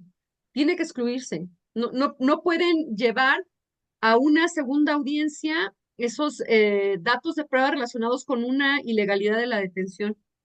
Y ahí también les digo, es importante pedirlo, o sea, cuando ustedes en sus asuntos les decreten una ilegalidad en la detención, lo idóneo desde mi punto de vista, ahí luego es, el juez solicito que en este momento emita un pronunciamiento respecto de la exclusión de este y este datos que derivan de la ilegalidad de la detención. Desde ahí tener claro, ¿no?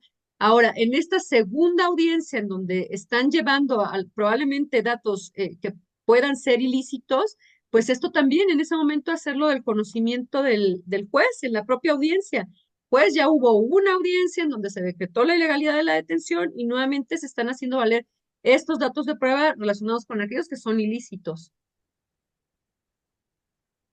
Sí, Marta Rubio. Sí, quedó claro, creo que sí, ¿verdad? Bueno, Claro, solo que entonces lo más conveniente es que en la próxima, porque no se ha podido llevar a cabo la audiencia, aun cuando el profesor ha estado presente en todas y cada una, porque han sido ya 4 ocasiones y no se ha podido culminar por diversas causas. Pero entonces lo más recomendable es que en la próxima audiencia que se lleve a cabo, entonces expresarle al juez que si bien es cierto, hay un delito diverso, los hechos son los mismos, por lo tanto, los datos de prueba son exactamente los mismos de la audiencia que se llevó a cabo el día tal, en tal lugar, y de la O cual sea, se decretó una ilegal la detención. Okay. ustedes deben de tener claro qué fue lo que motivó la ilegalidad de la detención en aquella primera audiencia, ustedes Sí, mismos. Y ahí una vez que lo chequen, ¿qué datos deben excluir de este ilegalidad? Y así pueden llegar, esperar, por ejemplo, la segunda audiencia, y si ustedes de sus notas que ya tienen los datos de prueba que son ilícitos y ven que el desarrollo de la segunda audiencia los están nombrando para sustentar el hecho fáctico, pues ahí lo hacen valer. ok. Sí, porque en realidad lo llevan por este abuso sexual. Y ahorita lo que le fincan es pederastía, pero es exactamente lo mismo, incluso los reactivos de la SEP, o sea, sí, efectivamente concuerdo en que es un caso que se debería de analizar de manera independiente, pero a grandes rasgos hay reactivos de la SEP en donde tengo... revisé la carpeta de investigación y pude apreciar que las respuestas de los niños son inducidas como en unos reactivos son letras totalmente diferentes, las que inician donde establecen el nombre del niño y las respuestas de si alguien te ha faltado al respeto en tu persona, ¿no? O sea, las letras son totalmente diferentes y creo que por ahí sería importante establecerlas y pues tratar, desde mi punto de vista, yo también concordaba en que se haga valer que si desde inicio fue una ilegalidad, pues entonces no hay sentido las próximas denuncias. Sin embargo, pues No sé si le parezca importante también hacer mención, en ese sentido, tener que llegar a una apelación de, de esa ilegalidad de la detención y nuevamente pronunciamiento. Sí, claro, nada más que sí, ojo, hay que tener bien claro qué es lo que me resulta ilícito con motivo de esa detención ilícita. Porque Ujú. si están, por ejemplo, Ok, estas declaraciones que consideramos que son poco fiables, pero estas declaraciones no son consecuencia de la detención ilícita, entonces estas prevalecen y con estas sí pueden ujú. solicitar una segunda audiencia y tratar de encuadrarlo en otro tipo penal. Sí, pero las entrevistas, digo, traen una fecha y un horario en donde hay que ver si es antes de la primera audiencia, si es la fecha y la hora, pues entonces son los mismos datos, ¿no? Es que no, o sea, debemos distinguir porque pueden ser mismos datos de prueba que llevaron allá, pero que esos mismos datos de prueba que intentan llevar a la segunda audiencia no tengan origen en la ilegalidad de la detención, sino que ya Es deriven de la otras misma niña, investigaciones. es la misma niña, la entrevista es la misma niña, la misma. Pero la entrevista de la niña tuvo lugar con motivo de la detención del señor. Ujú. Sí, Ok. sí, y es exactamente lo mismo. Es la misma, había visto que son las mismas fechas, los mismos horarios anterior o sea, de inicio de la primera carpeta. En la primera audiencia ya estaban establecidos y obviamente el Ministerio Público jala nuevamente esas entrevistas y solicita la audiencia en el segundo delito, pero las fechas y los horarios son exactamente los mismos. Es la misma entrevista, es todo lo mismo. Bien, entonces si fue con motivo de la ilegalidad de la detención, sí tienen que hacerlo valer y pidiendo su exclusión, desde mi Y punto de entonces vista. me voy preparando para ayudar a hacer la apelación. Muchísimas gracias. Para Es servirle. que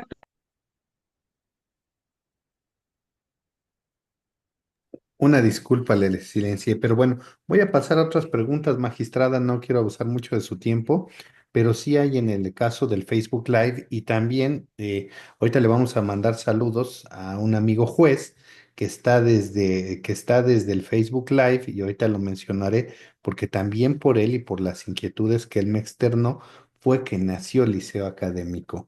Y viene por aquí Oscar García. Dice, en el caso de las detenciones arbitrarias, ¿por qué los jueces no están en desacuerdo con los aprensores?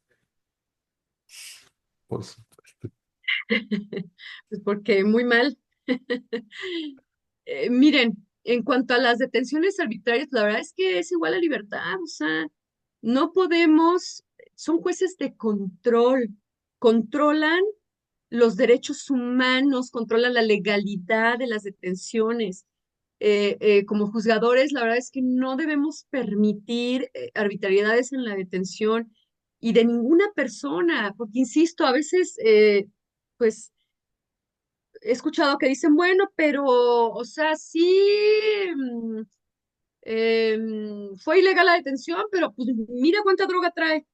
Pues sí, pero puede traer así lo que sea, pero si no aprendemos a respetar los derechos humanos de las personas, pues nunca vamos a llegar a ser países desarrollados. O sea, lo primero que se tiene que hacer es respetar el derecho humano de esa persona, así sea lo peor ante quien esté diciendo que es lo peor, porque con el mismo tamiz con el que estás midiendo a esa persona que según tú dices es lo peor, te van a medir a ti, a tu papá, a tu hijo. O sea, es muy fácil decir, ay, pues no importa, lo golpearon, pero pues mira, es el peor narcotraficante. No, porque así como estás avalando como juzgador de control que se vale porque es el peor narcotraficante, pues con la misma medida tendrías que pronunciarte respecto de tu papá o tu hijo, ¿verdad que ahí ya no? Entonces, desde mi punto de vista, el respeto a los derechos humanos es fundamental y si estamos en un sistema penal acusatorio, tenemos que cumplir el respeto a estos derechos humanos. Y tenemos que fortalecer a nuestros policías en ese sentido y fortalecer a nuestros fiscales también en cuanto a esos temas y no dejar pasar detenciones arbitrarias. Y estamos en tiempos difíciles en cuanto a este tema, pero híjole, es fundamental el que los jueces sigan controlando las detenciones. Claro, sí, ponía por aquí la persona, dice, sino que lo convalidan. Digo, y he sabido que a lo mejor mucho en el fuero común sucede esto, en el fuero federal lo sabemos también que es distinto la forma de tratamiento, ¿no? En cuanto a cómo un juez del fuero común a veces, y sobre todo dependiendo si son casos mediáticos, también cuál es la presión que tienen los jueces, ¿no? Y por cierto, pues yo nada más mencionar que no dejemos toda la responsabilidad en los jueces, no satanicemos a los jueces ni a los magistrados, porque creo que el primer trabajo viene desde las fiscalías, desde abajo es donde se deben de corregir los errores, porque de lo contrario sigue habiendo todo este tipo de situaciones justamente en el proceso penal acusatorio y pareciera que no cambia y que hay esa puerta giratoria de la cual se ha hablado tanto, magistrada. Entonces, que sirva esta conferencia que usted está dando también para exhortar a que de donde debemos incidir también los abogados es ante las fiscalías. Hoy comentaba con alguna persona justamente las irregularidades que se dan en las agencias del Ministerio Público. Bueno, pues hay también canales y conductos para poder levantar quejas en contra de agentes del Ministerio Público, hacer que se logre el respeto a los derechos humanos. Y bueno, voy a continuar porque si no también nos apasionamos. El tema ha estado bastante enriquecedor, bastante apasionante. Veo, por ejemplo, aquí la cara de la maestra Yoshira Guadalupe, que ahorita le cedo el uso de la voz, nada más déjenme ir tantito a Facebook Live. Miren, está con nosotros por Facebook Live el juez Martiniano Castro, o Marticas Castro. Me manda saludos, te mando un fuerte abrazo, mi estimado Marticas. Por él, quiero comentarles que fue una de las personas que se inició el liceo académico. Había un grupo de 5,000 abogados en Telegram, donde su servidor dictaba audios de voz y un día me decía él, ¿por qué no haces algo distinto? Yo no entendía que era hacer algo distinto, ¿sí? Y por él y circunstancias en la vida nos fueron llevando a que hoy estuviéramos aquí donde estamos, en Liceo Académico, y agradeciendo la confianza de cada uno de ustedes y la invaluable presencia esta noche de la magistrada Cintia Montes de Oca. Ahora pregunta el juez, dice, ¿debe considerarse ese plazo de 48 horas? Voy dando si quiere espacio, magistrada. Debe considerarse ese plazo de 48 horas desde el momento en que es detenido. ¿Debe interpretarse ese término de la manera más amplia en favor del detenido?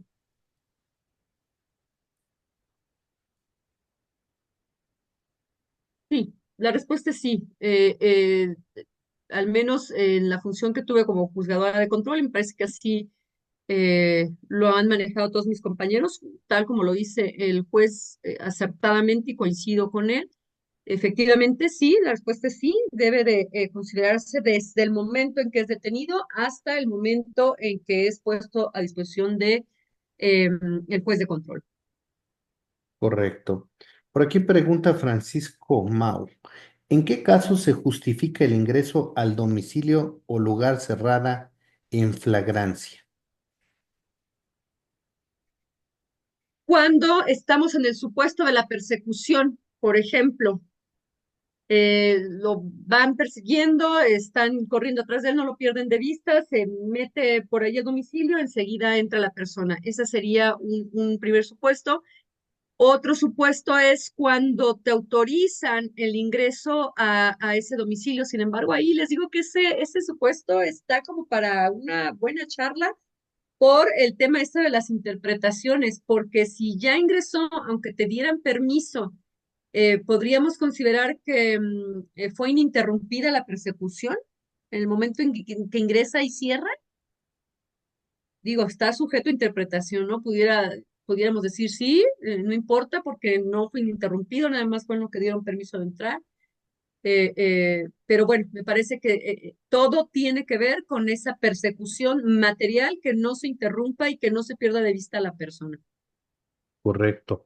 Hay muchos comentarios. Qué bueno que ha suscitado interés en el gremio jurídico. Por ejemplo, aquí dice el juez Marticas, dice, considero que los derechos humanos, entre ellos la libertad, las normas que los restringen deben ser interpretadas de manera restrictiva, tutelando en todo momento de manera más amplia en favor del detenido, ¿no?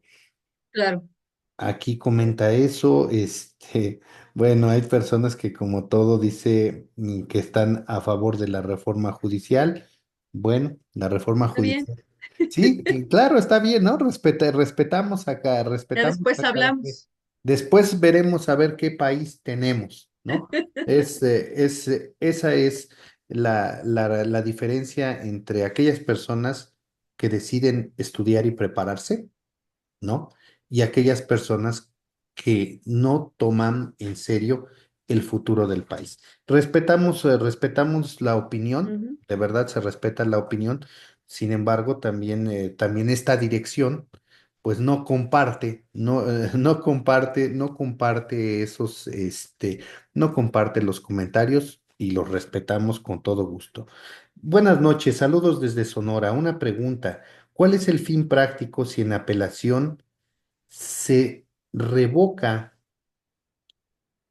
ilegal detención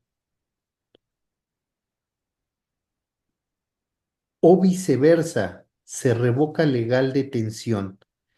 ¿Qué se debe ordenar que haga el juez de control?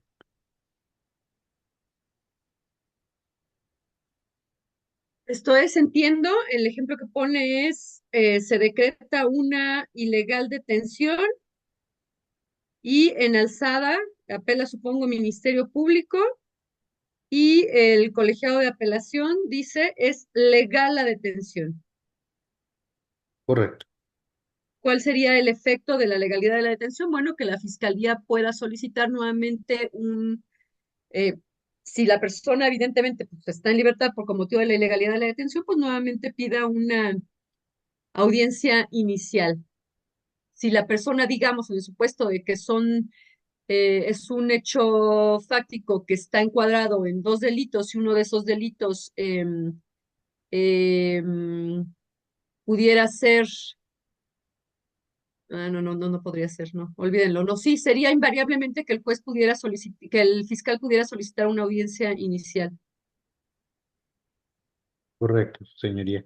Bueno, a ver, vamos ahorita, voy a mandar saludos aquí a todos los que están, porque también, justo es de mandarles un pequeño saludo a Abraham García, a Oscar García, al juez Marticas, porque hay varios, a José Alberto Hernández del Ángel, a Abad Sierra, a Chiquis Garrido, a Felipe Morales, a Alex Escobedo, a Josafat Ferreira López, a José Manuel Flores Landa, a Abraham García, a Abad Sierra, a Germán Stadelman González, a Felipe Morales, Alex Escobedo, Irma Cruz, Denis Tique, Gustavo Alvarado, Abad Sierra, Laura Gema Bustos, Lucio Rojas, también por aquí, ¿a quién más? José Alberto del Ángel.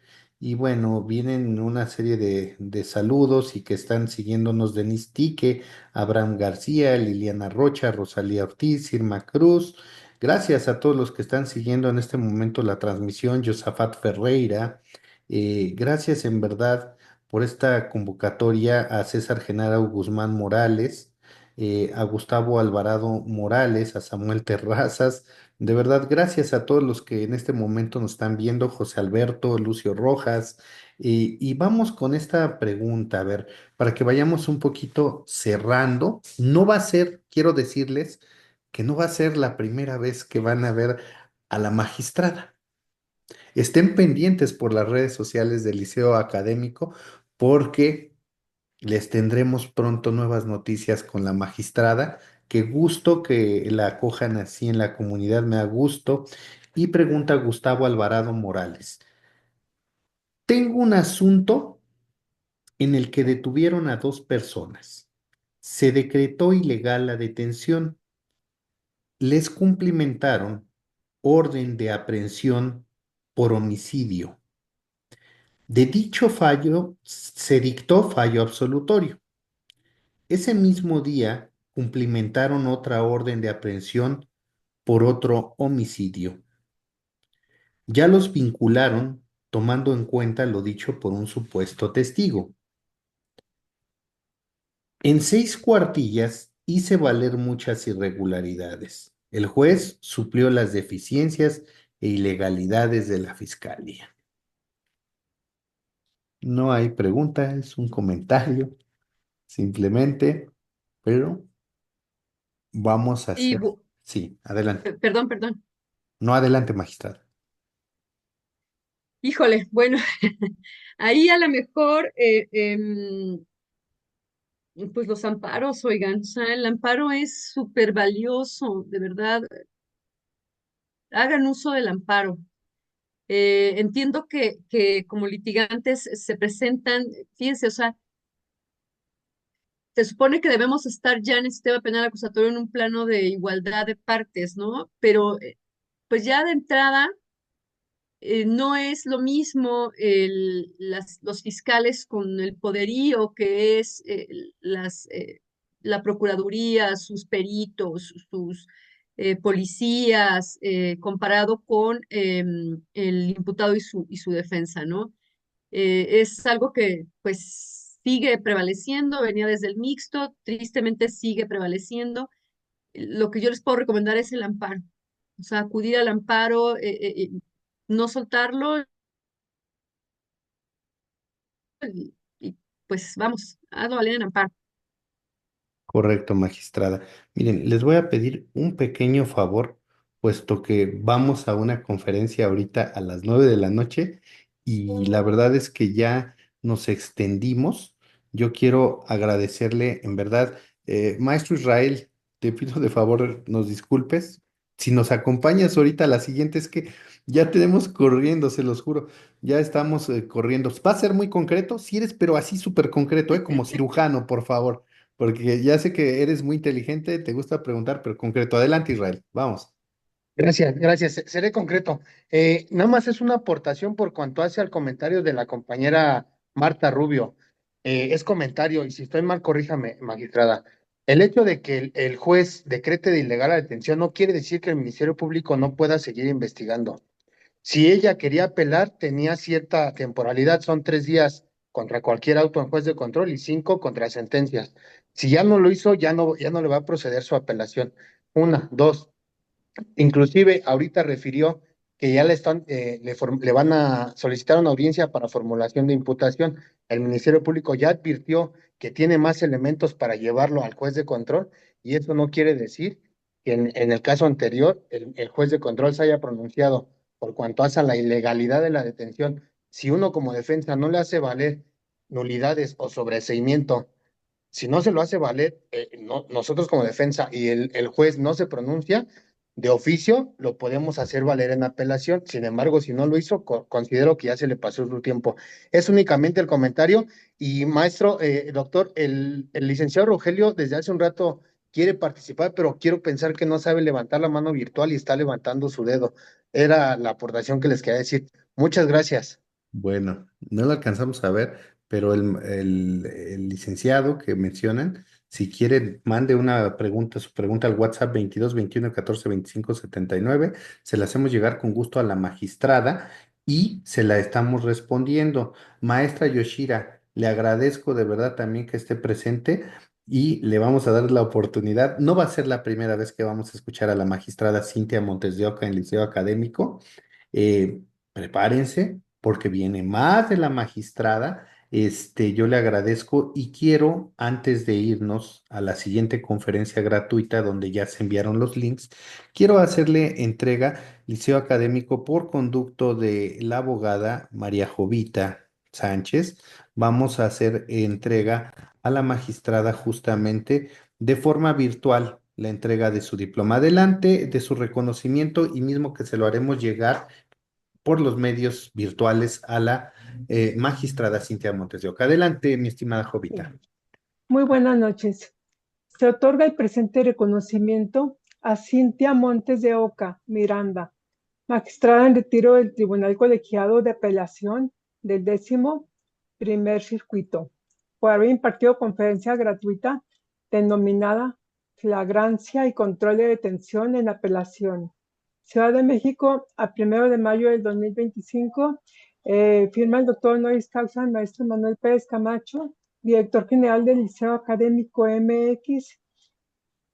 Muchas gracias, magistrada Cintia Montes de Oca Miranda, por su impecable disertación, clara, precisa y concisa. Es un honor. Bienvenida a su casa, Liceo Académico, y muchas gracias. Pues 4 años se dice fácil. Liceo Académico, piedra angular, Jesucristo, estabilidad y soporte del Liceo Académico MX. Su parte fundamental, el doctor Camacho, por su invaluable apoyo y dedicación y por estar trabajando arduamente y traer docentes de excelencia. Y muchas gracias y por supuesto a los abogados y abogadas. Ustedes son el alma de Liceo Académico MX. Muchas gracias, doctor Camacho, por ser luz en mi camino y del gremio jurídico. Gracias, muy buenas noches. Muy buenas noches, Jovita. Pues yo le agradezco mucho estas palabras y también queda esta conferencia para la posteridad, la clase gratuita Flagrancia y Control de Detención en Apelación.